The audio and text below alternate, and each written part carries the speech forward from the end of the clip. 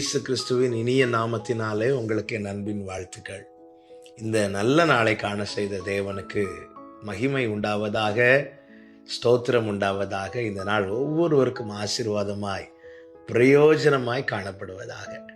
லூக்கா சுவிசேஷம் 22வது அதிகாரம் அதனுடைய 19வது வசனம்.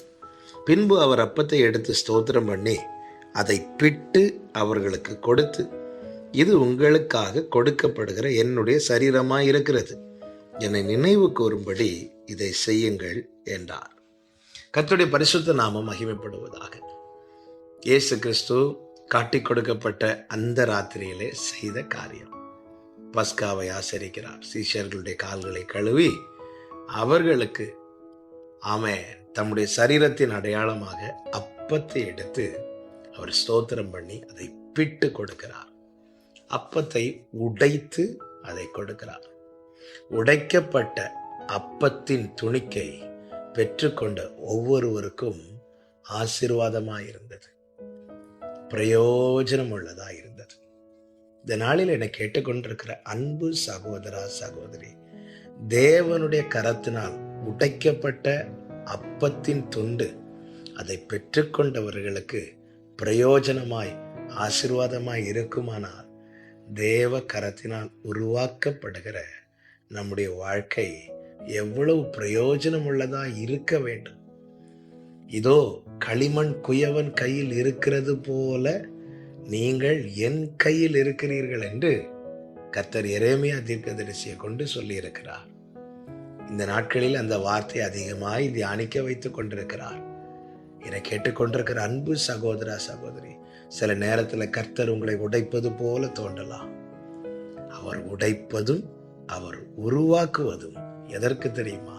நாம் வீணாய் போவதற்கு அல்ல, மற்றவர்களுக்கு பிரயோஜனமாயிருப்பதற்கு.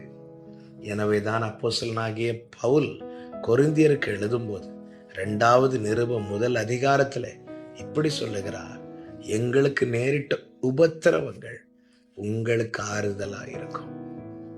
இன்று உபத்திரவத்தின் பாதையிலே கர்த்தர் எங்களை நடத்துகிறார் என்றால், நாளை இதே பாதையில் வருகிற ஒவ்வொருவருக்கும் நாங்கள் ஆறுதலாய் இருப்பதற்காகவே என்று கர்த்தருடைய செயலை உள்வாங்கின, புரிந்து கொண்ட பவுல் அதை கொரிந்து சபைக்கு நிருபத்திலே எழுதியிருக்கிறதை நாம் பார்க்க முடியும். கர்த்தருடைய கரம் உங்களை எடுத்ததுண்டானா, அது உடைக்கிறதானாலும் சரி, உருவாக்குறதானாலும் சரி, மற்றவர்களுக்கு பிரயோஜனமாக இருக்கவே, இதை மறந்து விடவே கூடாது. என்னை என்ன செய்தால் நான் பிரயோஜனப்படுவேன் என என்னை உருவாக்குகிறவருக்கு தெரியும், என்னை பயன்படுத்துகிறவருக்கு தெரியும். எந்த பகுதிகள் உடைக்கப்பட்டால் இவன் பிரயோஜனப்படுவானோ அந்த பகுதிகளை கர்த்தர் உடைப்பார். எந்த பகுதிகளை உருவாக்கினால் இவன் பிரயோஜனப்படுவான் என அவருக்கு தெரியுதோ அந்த பகுதிகளை உருவாக்குவார். கர்த்தருடைய கரம் இதை செய்யும். எனவே எந்த நிலையானாலும் சரி, அவருடைய கரத்திலே நம்பி ஒப்பு கொடுங்கள்.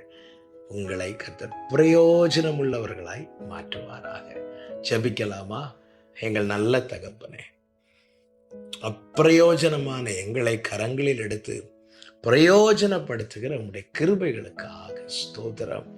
ஆண்டவரே, நீர் உடைக்கிறதும் நீர் உருவாக்குகிறதும், ஆண்டவரே, எங்களை பயனுள்ள பாத்திரமாய் மாற்றுவதற்காகவே என இந்த நாளில் ஒரு விசை கூட எங்களை உணர்த்தின கிருபைகளுக்காக நன்றி. இதை பார்க்கிற கேட்கிற ஒவ்வொருவரையும் பிரயோஜனம் உள்ளவர்களாய் மாற்றுவீராக. இயேசுவின் நாமத்தில் பிதாவே, ஆமென்.